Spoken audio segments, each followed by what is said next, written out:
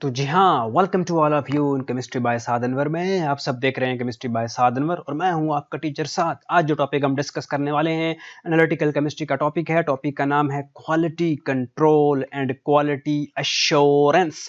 Quality control, भाई कोई काम करना है तो उस काम में क्वालिटी होनी चाहिए, क्वालिटी को मेंटेन करना आना चाहिए, क्वालिटी को कंट्रोल करना आना चाहिए, क्वालिटी को यकीनी बनाना आना चाहिए, इंश्योर करना चाहिए कि वाकई क्वालिटी है। और इस लेक्चर को देखने से पहले मैं आपसे रिक्वेस्ट करूंगा, प्लीज प्लीज प्लीज, जो हर लेक्चर में मैं आपसे कहता हूं, do not download this video. इस वीडियो को डाउनलोड न करो। बहुत सारे बच्चे, बहुत सारे स्टूडेंट्स इस वीडियो को डाउनलोड करेंगे और जिससे यूट्यूबर का, वीडियो बनाने वाले का, लेक्चर अपलोड करने वाले का बड़ा नुकसान होता है। दूसरी रिक्वेस्ट मैं ये करूंगा कि अगर जब टॉपिक आपको अच्छा लगा, समझ आया, तो अपने क्लास वालों के व्हाट्सएप ग्रुप में इसको घुमा दो और इस टॉपिक में जो ऐड आपको नजर आएंगे यूट्यूब से, उस ऐड को आप लोग स्किप ना करना, आंखें बंद कर लेना और ऐड को चलने देना। फिर ऐड खत्म हो जाए तो आंखें खोल के फिर आगे मेरा लेक्चर सुनना। लेक्चर बड़ा इंटरेस्टिंग है, बड़ा इंटरेस्टिंग, इसको हम बनाएंगे आपके लिए। भाई क्वालिटी कंट्रोल और क्वालिटी एश्योरेंस पर बात तो कर रहे हो, पहले ये तो देख लो क्वालिटी होता क्या है। What is quality? क्वालिटी क्या है? क्वालिटी की बुक में डेफिनेशन लिखी हुई है, उसी वर्डिंग को, उसी लैंग्वेज को मैंने इस्तेमाल किया ताकि जब आप इस लेक्चर को सुनने के बाद बुक में रीड करें तो बुक में लिखा हुआ आपको समझ आए। Conformance with the user requirement. Conformance कहते हैं एग्री होना, एग्रीमेंट को AGREEMENT, एग्रीमेंट। कि आप यूजर हैं, आपकी कुछ कोई चीज आप इस्तेमाल कर रहे हैं, आपकी कुछ रिक्वायरमेंट है, तो जो चीज आपकी रिक्वायरमेंट पे पूरा उतरेगी, जो हिसाब किताब आपने सोचा हुआ है कि अगर मैं फुला चीज खाऊंगा, जैसे कि मेरे लेक्चर की बात करें, अगर मेरे लेक्चर सुनने के बाद आपका कॉन्सेप्ट क्लियर होता है, मेरे लेक्चर सुनने के बाद आपका एग्जाम अच्छे से पास होता है, आपकी CGP बढ़ती है, आपकी परसेंटेज बढ़ती है, आपका रिजल्ट अच्छा आता है, तो आपकी रिक्वायरमेंट कन्फर्मेट हो गई, आपकी रिक्वायरमेंट के मुताबिक मेरा लेक्चर हो गया, तो इसकी क्वालिटी अच्छी है। मेरा लेक्चर सुनने के बाद ना आपको समझ आती है, मेरा लेक्चर सुनने के बाद जो आपके नंबर अच्छे आते हैं, आप एग्जाम में फेल हो जाते हैं, तो इसका मतलब है कि मेरे लेक्चर की क्वालिटी अच्छी नहीं है। तो क्वालिटी क्या होगी? Conformance with user requirement. User की रिक्वायरमेंट को पूरा करने वाली चीज के बारे में कहा जाता है कि उसकी क्वालिटी अच्छी है। Quality is all about the customer requirement. जो कस्टमर को चाहिए अगर वो पूरा हो जाए तो क्वालिटी अच्छी, जो कस्टमर को चाहिए वो न मिले तो क्वालिटी लो। Quality is all about the customer requirement. It is said to be high quality. If it does not meet the customer requirement it is of low quality. तो क्वालिटी कंट्रोल की definition क्या है? Quality control तो करने लगे हो, quality control की definition आपको आती है? नहीं आती। क्वालिटी कंट्रोल की डेफिनेशन क्या है? Those steps taken to ensure that an analysis is under statistical control। कि वो सारे स्टेप्स जो इस बात को यकीनी बना दें कि जो एनालिसिस, जिस चीज़ का एनालिसिस आप कर रहे हो वो स्टैटिस्टिकल कंट्रोल में है, यानी आपको पता है कि एवरेजेस की क्या वैल्यू है, आपको पता है कि एरर कितने परसेंट आया, आपको पता है एक्यूरेसी कितने परसेंट है, आपको पता है प्रिसीजन कितनी है, एरर कितना है, एक्यूरेसी कितना है, सारे स्टैटिस्टिकल पैरामीटर आपके कंट्रोल में हैं। तो इसका मतलब है आपने क्वालिटी कंट्रोल कर ली, आपने कोई नई चीज़ बनाई, उसमें एरर आ गया, आपको पता ही नहीं है एरर कितना है, आपको पता ही नहीं है प्रिसीजन कितनी है, आपको पता ही नहीं है एक्यूरेसी कितनी है, तो क्या खा क्वालिटी कंट्रोल की? क्वालिटी कंट्रोल क्या है? दो steps taken to ensure that an analysis is under statistical control. The most important facet. Facet क्या होता है? फेसेट एक अंग्रेजी का वर्ड है। ऐसी चीज जिसके कई रुख हों, जिसके कई डायमेंशन हों, उसको कहते हैं फेसेट। एक ऐसी चीज, क्वालिटी कंट्रोल के कई रुख हैं, क्वालिटी कंट्रोल की कई जहतें हैं, क्वालिटी कंट्रोल की कई डायमेंशन है। उसमें से एक इंपॉर्टेंट डायमेंशन क्या है?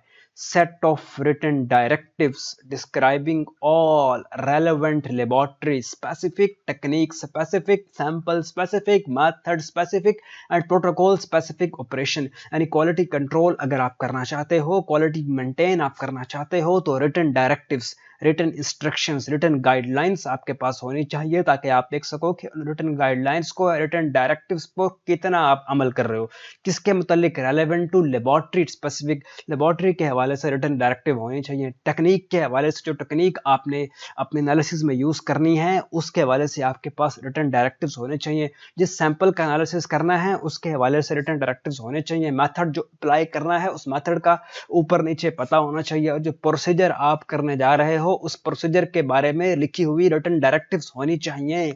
तो अगर ये सारी आपने कर ली तो इसका मतलब है जिस चीज़ की आप एनालिसिस करोगे उसमें क्वालिटी कंट्रोल आप ला सकोगे। तो कुछ टर्म्स यूज हो रही है जो क्वालिटी कंट्रोल में आती हैं। गुड लेबोरेटरी प्रैक्टिसेस, भाई वो बंदा जिसने लैब की शक्ल ही ना देखी हो और वो बंदा जो रोजाना लैब में 8 घंटे काम करता हो, क्या उन दोनों की लेबोरेटरी प्रैक्टिसेस सेम है?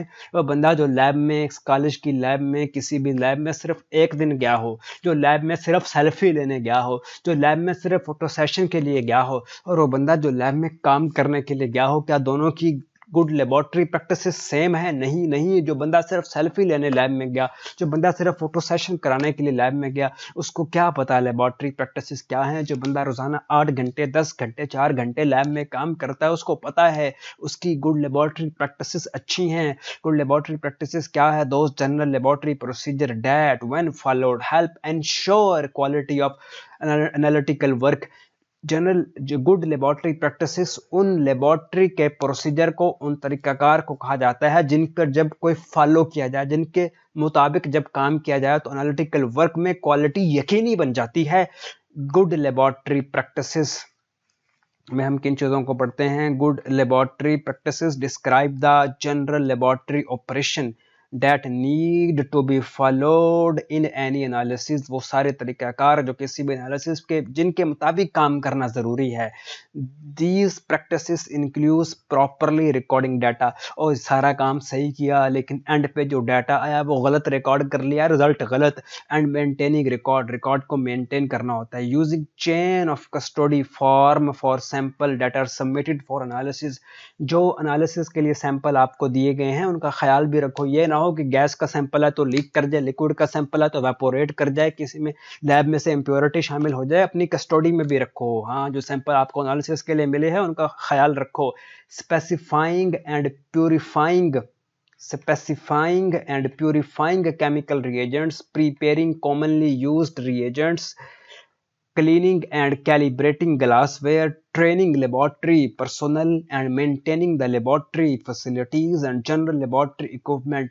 ये सब चीज़ें आती हैं किसके अंडर? Good laboratory practices. जिसकी अच्छी लेबोरेटरी प्रैक्टिसेस होगी वो अच्छा रिकॉर्डिंग डाटा करेगा, वो अच्छा मेंटेन रिकॉर्ड करेगा, वो अच्छा सैंपल का ख्याल करेगा, वो केमिकल रिएजेंट्स को ज़्यादा स्पेसिफिकली प्यूरिफाई करेगा, वो अच्छे सोल्यूशन बनाएगा, वो क्लीन काम करेगा और वो लोगों को ट्रेन भी कर सकता होगा, उसको अप्रेंटिस इक्विपमेंट डील करना आएगा।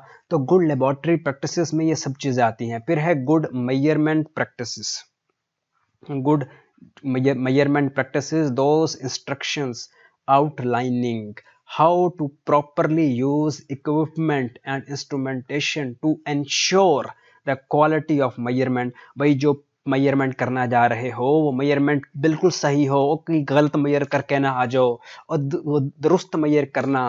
और दुरुस्त मेजरमेंट के लिए इक्विपमेंट और इंस्ट्रूमेंट को कैसे इस्तेमाल करना है, अगर इसकी प्रैक्टिस अच्छी है तो गुड मेजरमेंट प्रैक्टिस हो गई। अगर इक्विपमेंट और इंस्ट्रूमेंट आपको यूज ही नहीं करने आ रहे तो आपने क्या सही मेजरमेंट नहीं करेंगे, आप गलत मेजरमेंट करके आ जाएंगे, रिजल्ट गलत आएगा और आपकी बेइज्जती हो जाएगी। Good measurement practices GMPs describe operations specific to technique in general। इसमें good measurement practices में किन चीज़ों को शामिल किया जाता है? In general, good measurement practices provide instructions for maintaining, calibrating and using the equipment and instrumentation that form the basis for specific technique।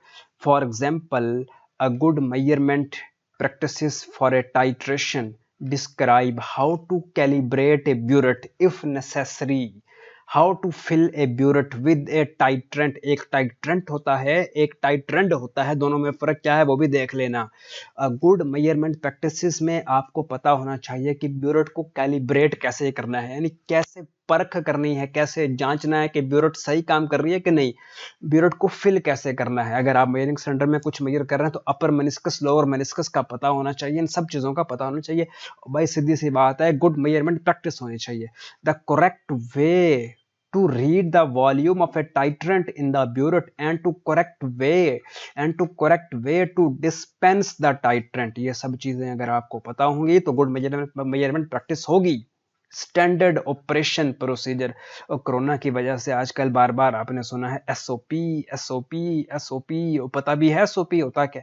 SOP कहते हैं standard operation procedure, the procedure followed in collecting and analysing sample and interpreting the result of N analysis. इसको कहते हैं standard operation procedure. The operation वो that need to be performed when analyzing a specific analyte in a specific matrix are defined by standard operation procedure।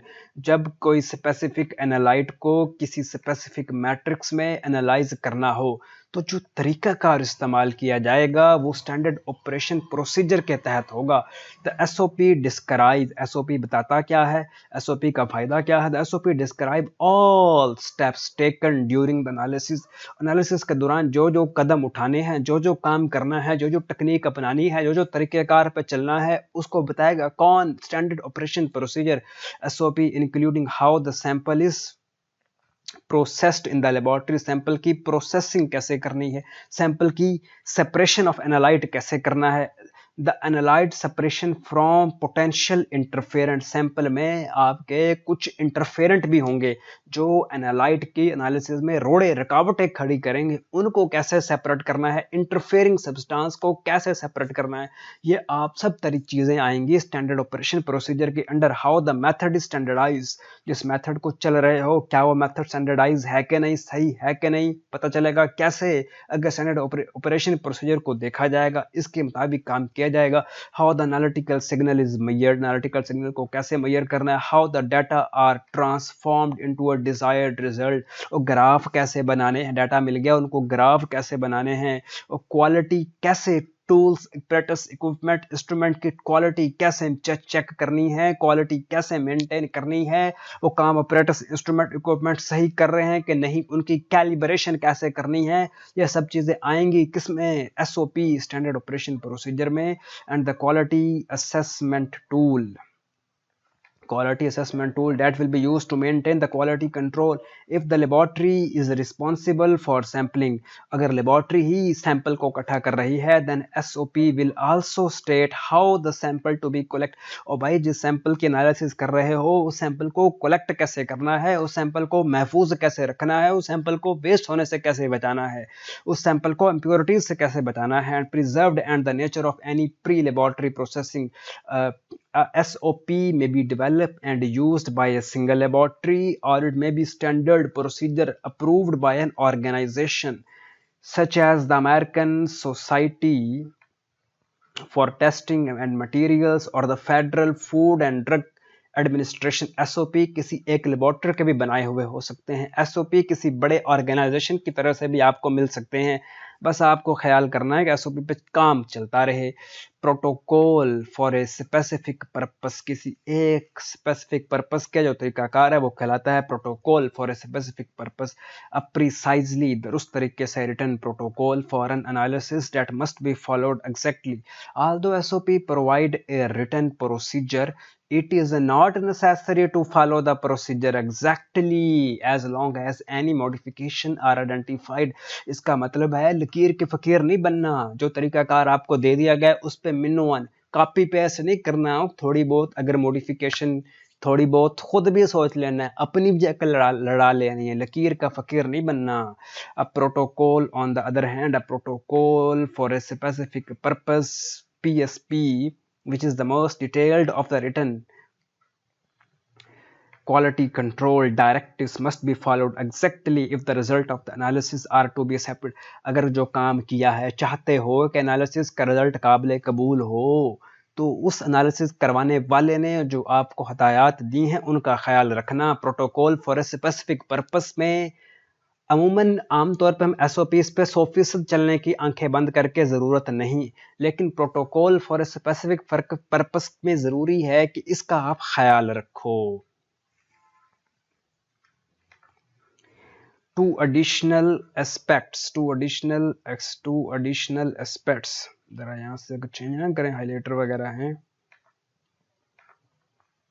Highlighter से Two additional aspects of a quality control program deserve mention। दो quality control program में दो बड़ी अहम चीज़ें हैं जिनको mention करना बड़ा ज़रूरी है।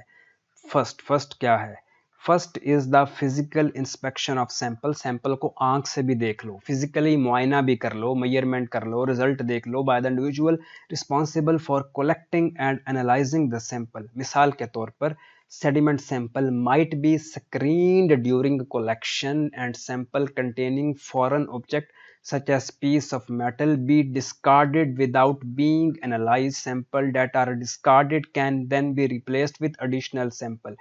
कि भाई सैंपल को सबसे पहले ज़रा आंख से भी देख लो, फिजिकल इंस्पेक्शन भी देख लो, उसका रंग देख लो, सैंपल का कलर देख लो वहाँ कोई कोई अगर हम सेडिमेंट सैंपल की एनालिसिस कर रहे हैं, कोई स्क्रीनिंग कर लो, क्या कोई लोहे का टुकड़ा ना आ गया हो, कोई मेटल पीस ना आ गया हो, कोई फॉरेन ऑब्जेक्ट, फॉरेन इम्प्योरिटी ना आ गई हो।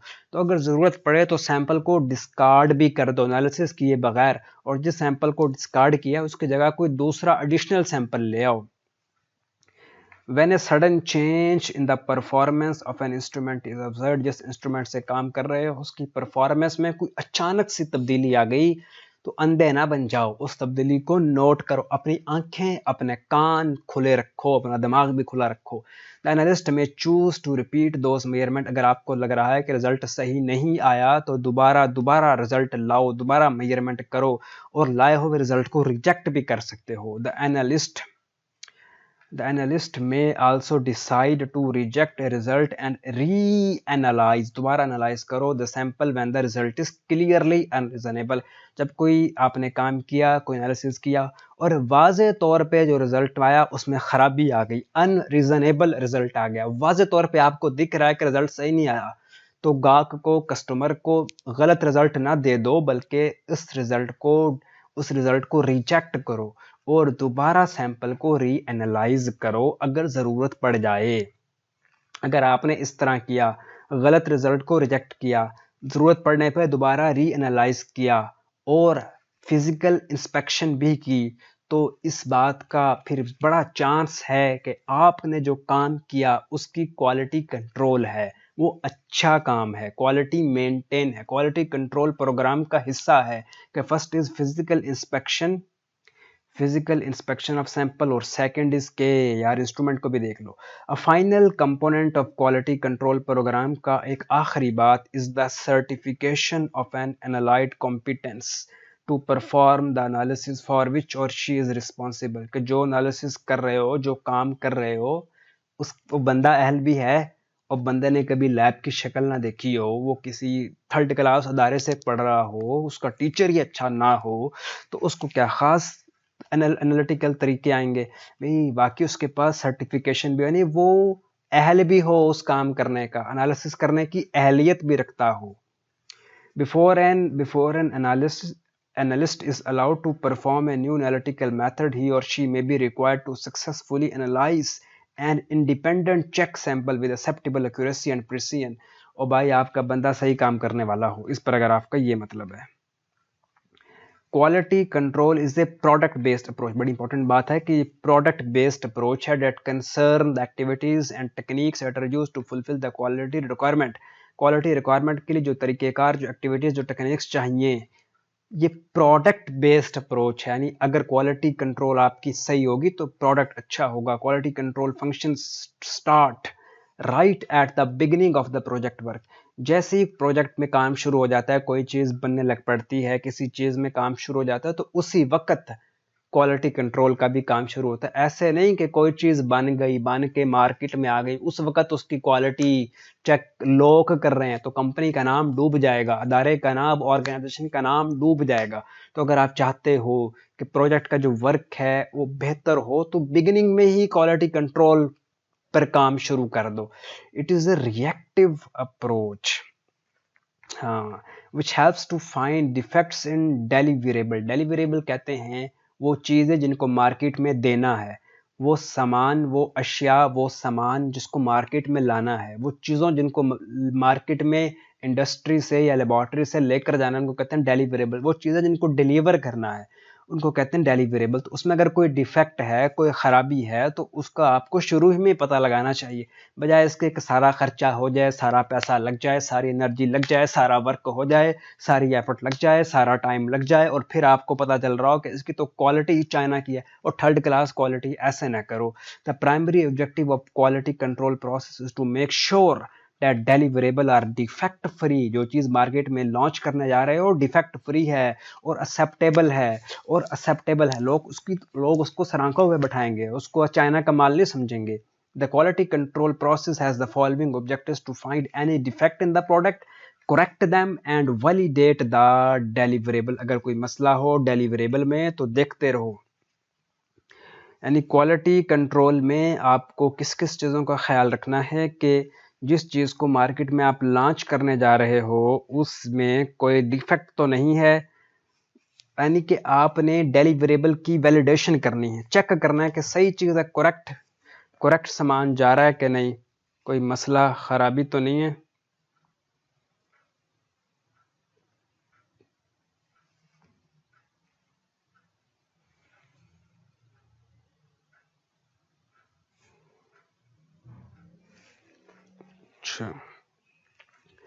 अच्छा, tool used in the quality control process. वो टूल जो कि क्वालिटी कंट्रोल प्रोसेस में यूज़ होते हैं वो कौन कौन से टूल है? Generally there are 3 techniques for the quality control process.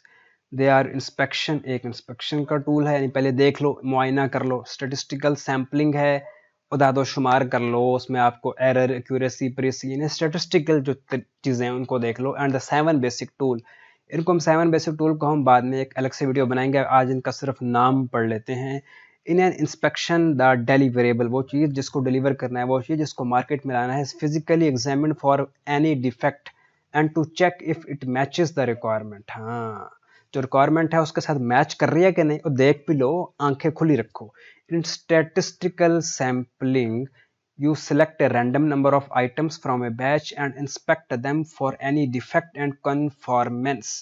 देखो, स्टेटिस्टिकल सैम्पलिंग में वो बेशुमार आइटम्स जिसको मार्केट में लॉन्च करने जा रहे हो उसमें से चंद एक आइटम उठाकर उनका मुआयना करना, उनको देखना कि कोई डिफेक्ट तो नहीं है, उनकी कन्फॉर्मेंस को चेक करना। कन्फॉर्मेंस कहते हैं यूज़र की ज़रूरत से आपकी चीज़ कितनी मुताबिकत रखती है, इस्तेमाल करने वाले को जो मायार, जो क्वालिटी चाहिए, जो उसकी ज़रूरत है, आपकी चीज़ उसको पूरा उतर रही है तो कहा जाएगा कि आपकी चीज़ में क्वालिटी है। यूज़र की ज़रूरत पर आपकी चीज़ पूरी नहीं उतर रही, कहा जाएगा आपकी चीज़ की क्वालिटी लो है। The 7 basic tool of quality are scatter diagram, control chart, histogram, check list, Pareto diagram, cause and effect analysis and flow chart. इन चीज़ों पर अगर आप कहेंगे तो मैं lecture, separate video lecture upload कर दूंगा।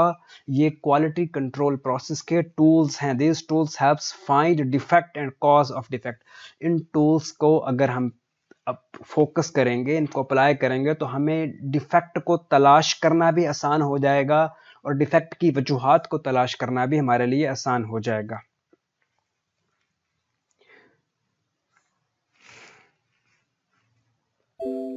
तो जी हाँ डियर स्टूडेंट, ये था लेक्चर। इस लेक्चर को नेक्स्ट मैं क्वालिटी अश्योरेंस पे बात करूँगा। आज मैंने इसको यहीं पे हम वाइंड अप करते हैं।